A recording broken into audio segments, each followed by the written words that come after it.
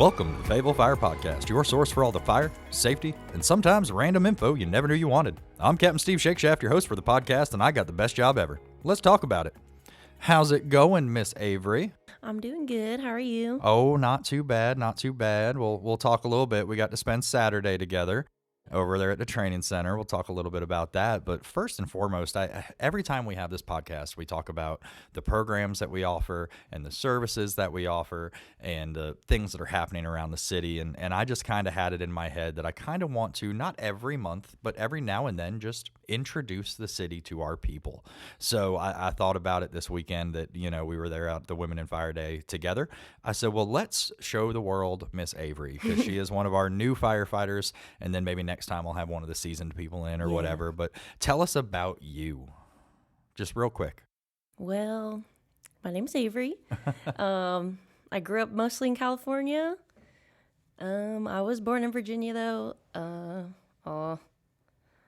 A lot of my family is actually not from here. They're from not the Vietnamese. They're from Vietnam and the Philippines and stuff like that. So, yeah, it's pretty interesting. No one in my family were firefighters, so it's kind of cool to have myself be interested in something like this. But, I have a lot of random hobbies besides this. So I was the same way. Nobody in my family. My boss at Pizza Hut introduced me to it. It's totally random for me too. So you said you're born in Virginia but raised in California. Mm-hmm. So how did you say, all through your high school days was all in California? Yeah, really a couple months after I was born, I came to California. Yeah. Mm-hmm. So what's different? What's the number one thing when you think California, Fayetteville? What's the biggest difference? Probably the people. Yeah. And the scenery, the weather. There you go. That's what I was thinking, was the scenery and the weather. It's a whole lot probably prettier in a lot of California, but the weather here is even crazier. It's just nuts. Yeah, I was from Half Moon Bay, California, and it's really beautiful there. You have the ocean, you have the trees, you have a little bit of everything. Being here, it's kind of in the middle of nothing, so it's a lot different. But you're an hour and 20 minutes from the beach. You're 3 hours from the mountains. It's a good place to be if you want to take a day trip anywhere. Yeah, that's definitely. what I tell everybody. But so what brought you here? How did you wind up in little old Fayetteville, North Carolina? Not little old, but in Fayetteville. Well, my sister and my brother-in-law moved here because he was in the military. And being in California, I finished college, playing softball after that. I didn't have really much else to do. I was bartending and serving, and I was making pretty good money. I was pretty happy there, but I didn't feel myself going anywhere else. I didn't have motivation to do anything, and I felt like I was too comfortable there. So I wanted to just kind of push myself out of my comfort zone and see what I could do with myself and my life. So I was like, hey, sister, I'm just going to come move down for maybe a year or so and just kind of see what happens. And I just moved here.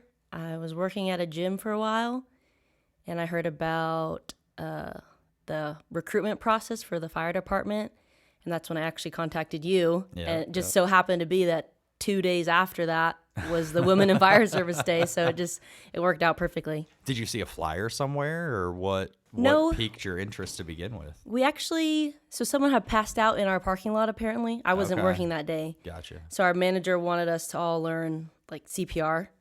I already had my CPR certification from back when I was wanting to do EMT back in California, but just never really got around to it. So one of the firefighters came by to teach us CPR, and he had mentioned the open recruitment process. And it kind of just stuck in my brain. I was like, that seems a little interesting. Yeah. Why not check it out? Yeah, let me just see if I was doubting myself a lot. I was like, I don't know if I could do that. I've never really done anything like that. Yeah. So I was like, you know what, I contacted you and you told me about the Women in Fire Service Day. I was like, let me just go check it out and see if it's even something I think I can accomplish. Yeah. Fun similarity between me and you. You said you just kind of wound up saying, hey, let me try something new. I did the exact same thing. My dad was here, or he was somewhere else, but then wound up here.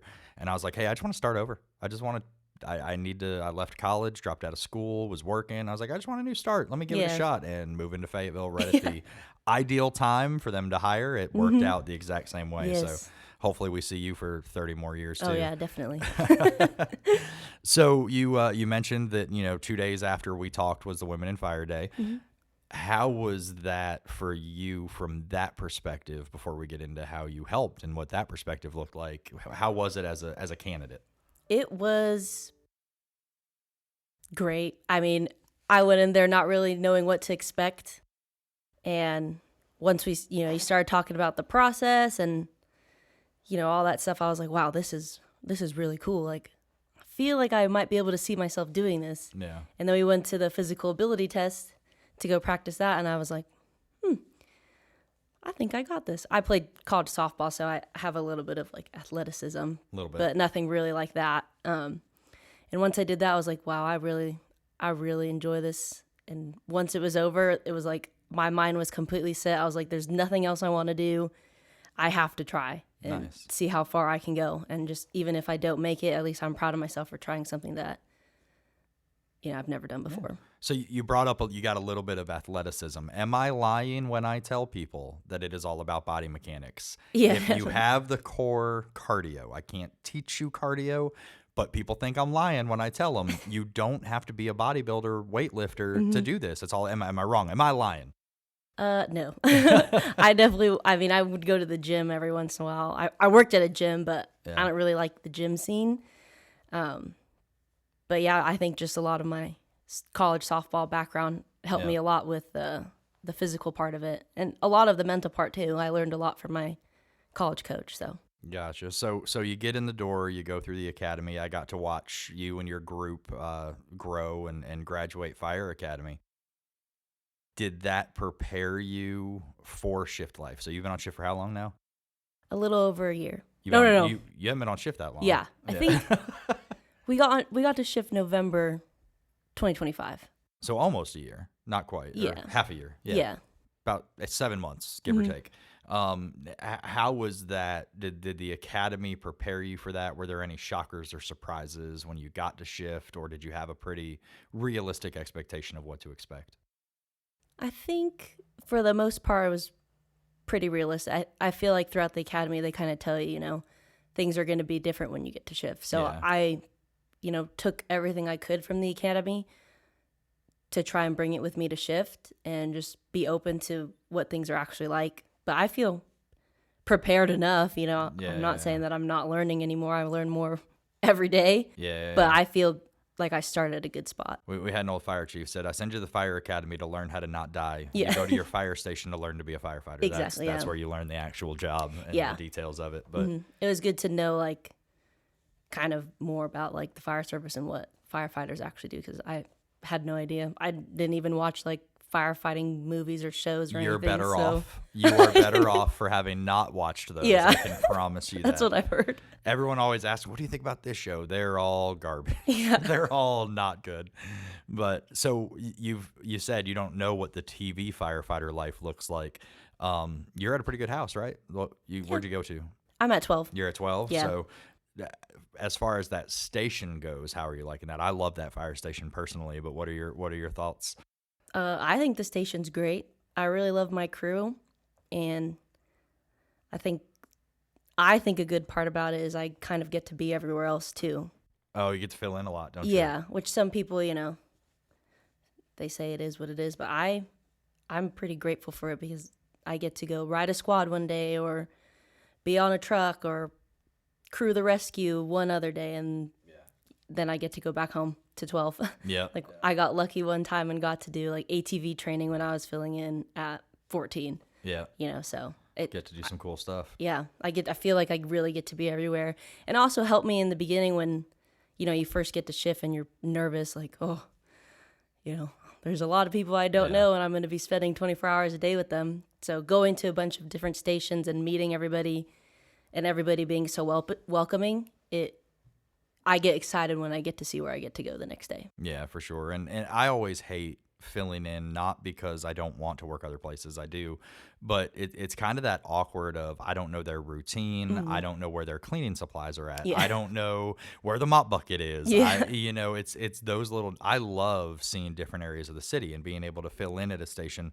12 is an awesome house that, if I'm not mistaken, usually kicks off when the sun goes down, is when you get busy. Yeah. So you have the opportunity to go out and see that, every area of the city has different risks and different problems that we help solve. And I love being able to see that in other areas. I'm with you. Like, I like that. Yeah. But I hate that I don't know their routine. I don't Yeah. know where anything is. It drives me crazy. Yeah. I think that's a good thing, though, about being at 12. You're gone so often that I've been to the other stations multiple times where, I know where things are now, and I know where to park now. That used to be a big stressor for me, was going to a new station and being like, where do I park? I can We get there early before you did a anyone ride else gets along there. before you got hired, and Yeah. you were calling me. You were like, "Where exactly do I go?" And I parked in the wrong spot, so. Yeah.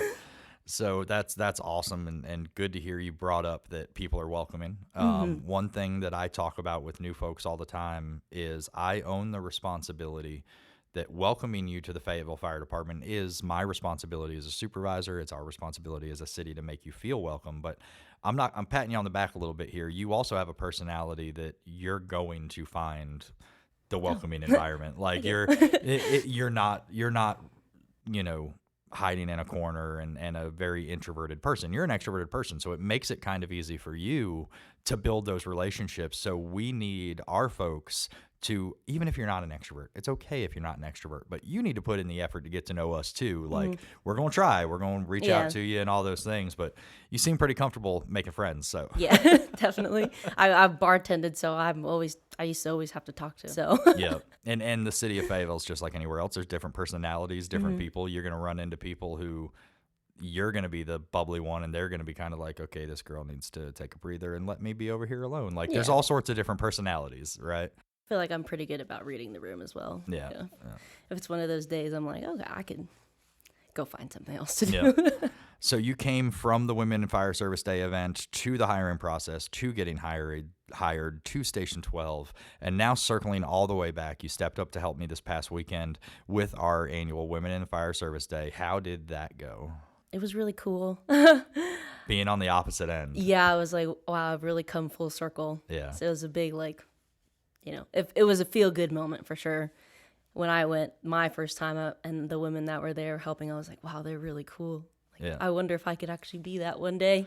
Did you meet anybody new as far as our staff goes? Was there people there that you hadn't worked with before, whether it was Lieutenant Savage or Chelsea? Or She was the, LT Savage was the only one that I haven't met, really. She came to the academy one day to help with our workouts. That was at the very beginning of the academy, though. Yeah. So it was good to actually see her and talk with her.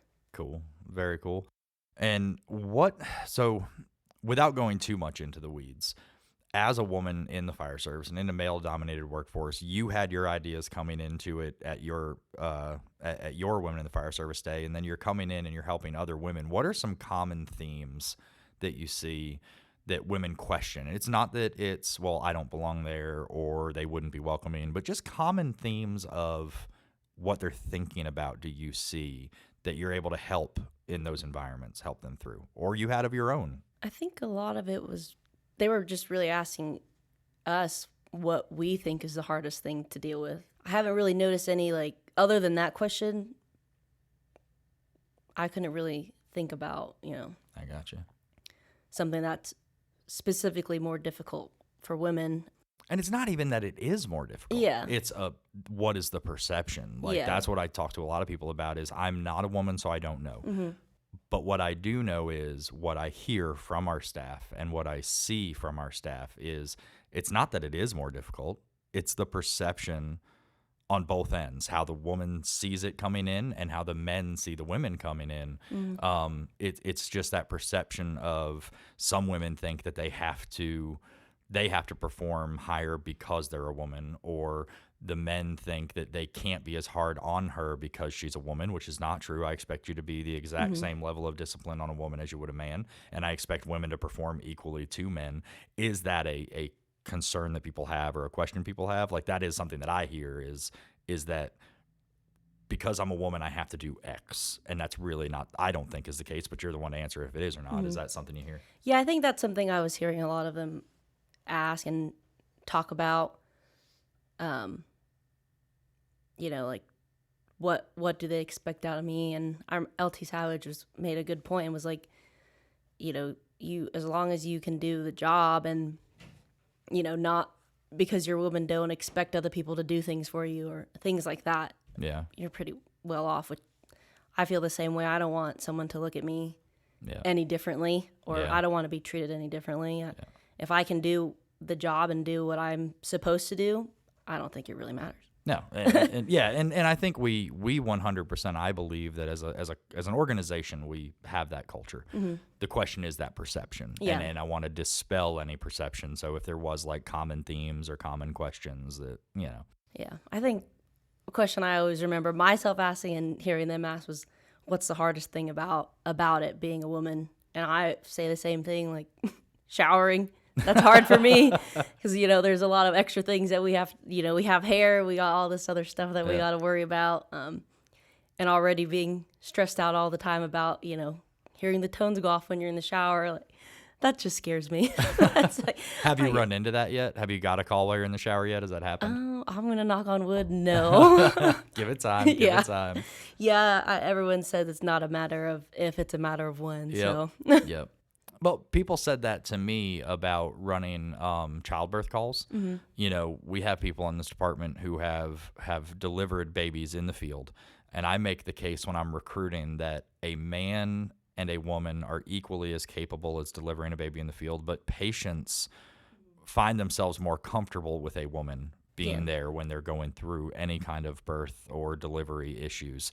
And I've always made the joke that, knock on wood, for 20 years, I have successfully avoided birthing a baby in the field. I have never had to do it, and I hope I don't ever have to do it. But we are prepared if we have to. But luckily, that is not – everyone told me it's not a matter of if, it's a matter of when. And I have proven the odds wrong, and I have still yet to have to birth a baby in the field. Yes. So – But it's definitely, when we talk about, there's some stigma anymore when we have women in the fire service day or that conversation around it. Sometimes there's some stigma, and I try to tell people that it's really just about creating a space for people to ask questions of the subject matter experts. If you've got a question about the hiring process, Captain Shakeshaft is your subject matter expert. I can answer your questions.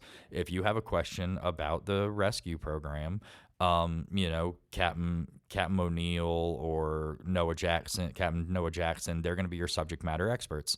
If a woman has a question about being a woman, I ain't your subject matter expert, my friend. So I'm going to bring them in. Yeah. And we appreciate your help in stepping up for events like that and stuff. So you brought up Lieutenant Savage. You are a year into your career, so do you have an idea of what track you want to follow for the educational tracks to move up in the organization? Or are you not sure yet? Yeah, I definitely want to do the rescue route. You do? Yeah. All right. So you're going to start working on that, I'm assuming, or coming up on it? I actually have my first class coming up, I believe, in August. I have to double check the dates, but at the end of this year. Then you go get your driver. Like, everybody's got to get their driver, whether they like it or not. They're going to get that driving a fire truck. And then where does Avery think the future takes her in 5 to 7 years once you're past all those initial stuff? You've met Lieutenant Savage, seen she's working her way up, doing great things. Captain McBee has been a captain for forever. I think she was a lieutenant when I got hired, but she's been a captain for quite a long time. So where does Avery see Avery, or what do you look for in the Lieutenant Savages and the Captain McBees for inspiration? I mean, Captain McBee is I just think the epitome of what a woman in fire service could be. Even if she's she's a little mean. I think, if you deserve it. Captain, I hope you're listening, that Avery has come to your defense, that it's only if you deserve it. Yeah, she's just, when I see her, it's like, wow, I wish I could be like that one day. Yeah. That's my goal, is to, focus on being a good firefighter first before I really even think about, going rescue or hazmat or wherever it is, I want to make sure that I can be reliable first as just a firefighter. That's fair enough. And then, kind of take the steps that I need to, go through the step plan like I'm supposed to do. And then I just want to be somebody that's reliable. Yeah. That's really somebody that, I'm going to go fill in there and they know, yeah, she could do the job. We're good.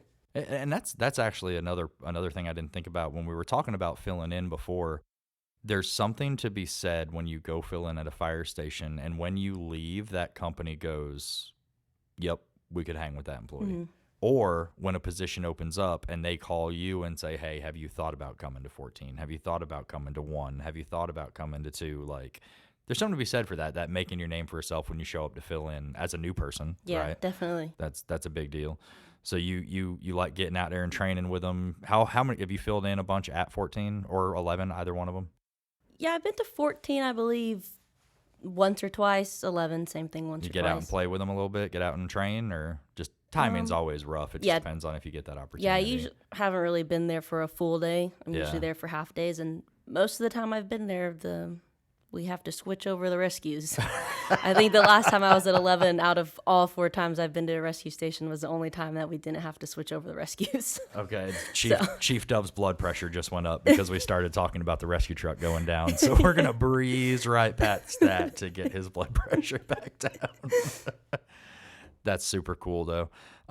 So, yeah, just kind of on a final thought as we wrap up just in the last few minutes.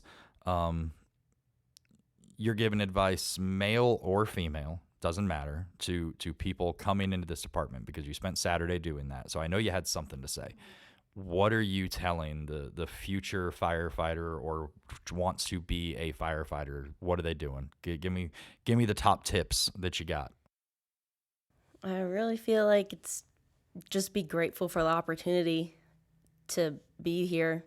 I think if you're grateful and you're not going to take anything for granted, you're going to want to keep learning. You're going to want to keep pushing yourself to, places you didn't think you could be. I know that's something that helps me every day is I'm grateful to wake up and come into work. If I weren't, I have a job, I'm going to work, but I'll be, content. Yeah. Never, I don't want to be content. I want to always be pushing towards something else. And I don't think I'd be that way if I wasn't grateful for the opportunity. I don't have to be here. I get to be here. I don't have to train in the heat. I get to train in the heat because I get to be here. Yeah. I tell everybody it's everybody has bad days, and you're allowed to have bad days. But for 20 years, almost every single day, I have woke up and wanted to go to work. Mm-hmm. Not a lot of people can say that. Yeah. Not a lot of people can say that they enjoy coming. So, all right, now I'm going to put you on the spot. That was the easy question. Now I'm going to put you on the spot. How old are you? 26. 26 years old, new to the fire service. What is, if you could tell your supervisor, this is the number one thing that people in my generation need. This is where you can help me. I need this from you to be the best Avery I can be. What's that one thing that you could tell the supervisor that the 26-year-old needs to succeed in the fire service? Just guidance. Being guided in the right direction. If I'm doing something wrong, obviously you're going to tell me. Right. But how do I fix it? How do I not do that again? Versus just, you're doing it wrong. Okay, so Okay. you're helping validate myself, not to pat myself on the back and think that I'm right because I'm usually wrong. But I've always said that it's not just about the correcting you when you're wrong. It's the guiding you when you're right. As a supervisor, I want to guide you to do the right thing at all the right times and push you to strive to be better, not just correct you when you're wrong. So thank you for that validation of my own mindset. Yeah. It's those little motivators. We were just talking about them earlier in another classroom setting I was in. It's those little thank yous and those little pushes that go a long way. So yeah, or if I'm doing something wrong, how come it was wrong and how do I fix that correctly? Yeah, I think 100%. that helps a lot. Yep. Cool. Well, Avery, thank you for coming and hanging out with me for a few minutes. I know I dragged you in here at the last minute. It's okay. But I definitely want the city and anybody listening to this to see us, to see the people. The Fayetteville Fire Department is, you call 911, we show up, we do a job, but underneath that gear is people. And I want people to see everybody and see as many folks as we can and highlight the awesome thing that you guys are doing. So not only thank you for being here today, but all the awesome help you've helped me in the last few weeks, and all the stuff you're doing, and keep up the good work. Thank you. I appreciate it. Thank you for allowing me to be here. We're glad to have you. And thank you for joining us on the Fayetteville Fire Podcast. Be sure to subscribe to Radio Fayetteville on all your favorite streaming platforms to listen to all of our podcasts. Join us again next month, but until then, stay safe, Fayetteville.